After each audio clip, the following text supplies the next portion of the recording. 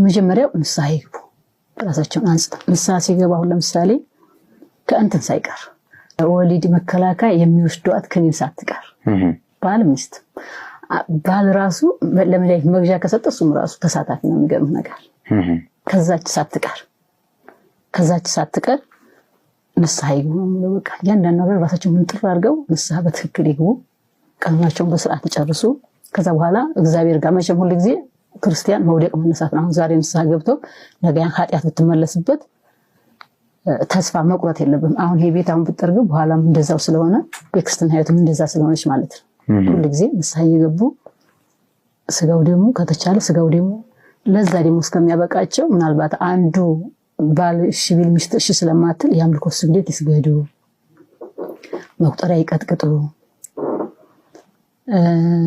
ስጋው ደግሞ ይቀበሉ ነው ብለው እንደዛ ከሆነ እግዚአብሔርን ያገኙታል ዋናው ቁልፉ ስግደት ላይና መቁጠሪያ ላይ ነው እንደው ለስጋው ደግሞ እስከሚበቁ ራሱ በቃ እንደምንም በቃ ትንሽ ይሄ ነው ቢፈት ወይ ለአንድ ወር ይችላል ሁለት ለሶስት ቀን ሊሆን ይችላል እንጂ ከዛ በኋላ ያምልኮ ስግደት ማለት ምግብ ነው ራሱ በቃ ምግብ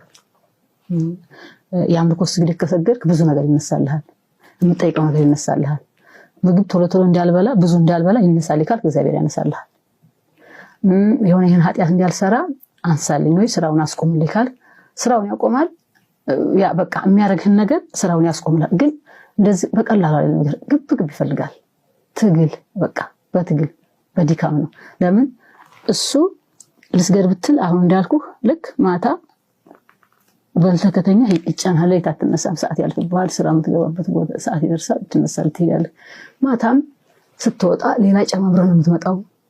ሌላ ጨምሮ ይስባል ከዛ ያደክማል ዝለብለብ ብለህ ይበላ በልተህ ነው የምትተኛው ግን እንደዛ እንዳይሆን በቃ በርቱ ነው ማለት ነው ሌላው ነገር ይሄ ከእንትን በቃ ይሄ ጥፍር ቀለም ወይ ሁሉ ይሄን ነገር በሙሉ ይሄን ነገር ተተው ይበርቱ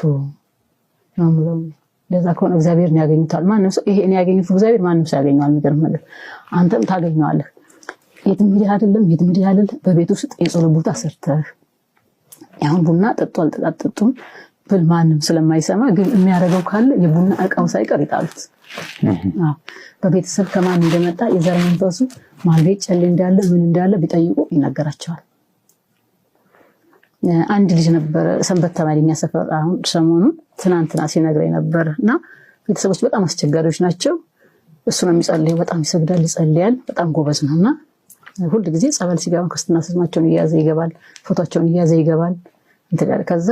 እናቱ ጨሌ ይደብቃለች